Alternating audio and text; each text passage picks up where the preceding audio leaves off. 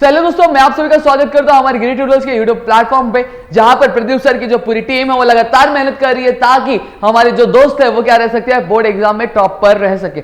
अब यहाँ पर आज जो हम लेकर आएंगे वो हम 10th स्टैंडर्ड के लिए इंग्लिश की वीडियोस लेकर आ चुके हैं, जो है आपकी लेटर राइटिंग है। अब लेटर राइटिंग का नया फॉर्मेट है, वो लेटर राइटिंग का जो नया फॉर्मेट है वो हमें किस हिसाब से करना है, किस तरह से लिखना है, वो सारी चीजें हम लोग यहाँ पे देखेंगे। तो चलिए शुरू करते हैं। अब फॉर एग्जांपल यहाँ पे मैं मार्जिन ड्रॉ करता हूँ जैसे आपकी बुक में होती है, ठीक है, एक लाइन होती है आपकी बुक में, तो उस तरह से मैंने ड्रॉ कर दी। अब सबसे पहली चीज यहाँ पे क्या आएगा, सेंटेंस एड्रेस। सेंटेंस एड्रेस यानी जो बंदा लिख रहा है, जो पर्सन क्या लिख रहा है, लेटर लिख रहा है, उसका एड्रेस, यानी वो लेटर क्या भेजने वाला है, तो भेजने को क्या बोलते हैं हम लोग, सेंड, जो सेंड करता है उसको हम लोग क्या बोलते हैं, सेंडर। तो उसका एड्रेस आ जाएगा। फिर सेंटेंस एड्रेस के ठीक नीचे क्या आ जाएगा, डेट आएगा। यहाँ पे मैंने मेंशन नहीं किया, सॉरी उसके लिए, यहाँ पे डेट आ जाएगा। आपको डेट क्या लिखनी रहेगी दोस्तों, जिस तारीख को आप लेटर लिख रहे हो उसी तारीख की क्या आपको डेट लिखनी रहेगी, उसी दिन की डेट लिखनी, तारीख और डेट एक ही होता है, उसी दिन की क्या आपको डेट लिखनी होगी। समझ में? अगर आपके क्वेश्चन में डेट दिया रहेगा तो आप क्वेश्चन में जो डेट दिया वो लिखिए, अगर नहीं दिया है तो आप जिस दिन भी आप वो लेटर लिखोगे उस दिन का आपको क्या लिखना है, डेट लिखना है। समझ में आ गया? अब चीज, अब यहाँ पे 2 है तो 2 लिखा। अब 2 पे हम क्या करते हैं, कॉमा मार देते हैं बहुत सारे स्टूडेंट्स, लेकिन आपको 2 पे कॉमा मारना नहीं है, 2 पे कॉमा मारना नहीं है। फिर उसके बाद रिसीवर्स एड्रेस।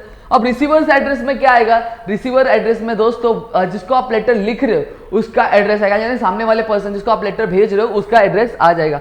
फिर उसके बाद आपका आएगा सब्जेक्ट, यानी लेटर आप क्यों लिख रहे हो। जैसे हम लोग स्कूल में लिखते हैं तो एप्लीकेशन फॉर द लीव, या फिर हम लोग बोलते लिख सकते request for a leave of 10 days. तो जो हमेशा सब्जेक्ट होना चाहिए वो एक लाइन में ही क्या कंप्लीट होना चाहिए, क्या एक ही लाइन में कंप्लीट हो जाना चाहिए। फिर रेस्पेक्टेड सर मैडम, सैल्यूटेशन जिसे हम बोलते हैं। अब बहुत सारे बुक में आप देखोगे तो सर लिखा रहता है, मैडम लिखा रहता है, लेकिन आप अपने एग्जाम में हमेशा रेस्पेक्टेड सर या फिर रेस्पेक्टेड मैडम ही लिखिए, उसके अलावा कुछ नहीं लिखना। समझ में आ गया? रेस्पेक्टेड वर्ड यूज करना, ठीक है। अब आपका आता है लेटर बॉडी। अब जो बॉडी का जो लेटर होता है, अब पहले कैसा हुआ करता था, यहाँ पे हमारा ये खत्म होता तो हम लोग क्या करते थे, पैराग्राफ इस तरह से शुरू करते थे, यहाँ से शुरू करते, लेकिन अब ऐसा नहीं है।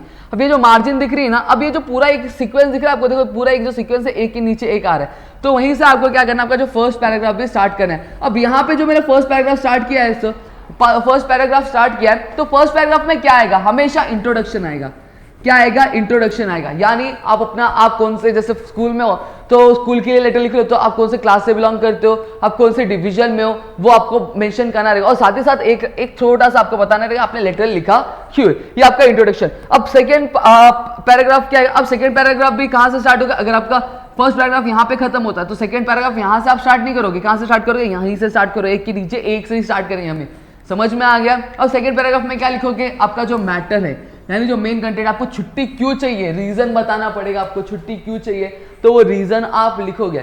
फिर उसके बाद थर्ड पैराग्राफ में जैसा कि ग्राम पंचायत को लिख रहे हैं तो हम लोग कुछ प्रॉब्लम की बात है तो थर्ड पैराग्राफ में हम सोल्यूशन लिखते हैं। और या फिर अगर स्कूल के लिए लिख रहे हो तो छुट्टी के लिए, तो आप ये लिख सकते हो कि आखिरी में कंक्लूड करोगे कि मैं अपनी जो सारी पढ़ाई है वो मैं कंप्लीट करने की पूरी कोशिश करूंगा, रिक्वेस्ट करोगे, बेसिकली क्या करोगे, रिक्वेस्ट करोगे। और ये लिख सकते हो कि I hope you will provide me the leave. समझ में आ गया? ये आप क्या लिखोगे थर्ड पैराग्राफ में। अब लास्ट में आपको क्या लिखना है, ठीक उसके नीचे एक थैंकिंग यू लिखना रहेगा। क्या लिखना रहेगा, थैंकिंग यू, यहाँ पे। समझ में आ गया? ये मैंने बीच में इसीलिए लिखा ताकि आपको अच्छे से दिखाई दे।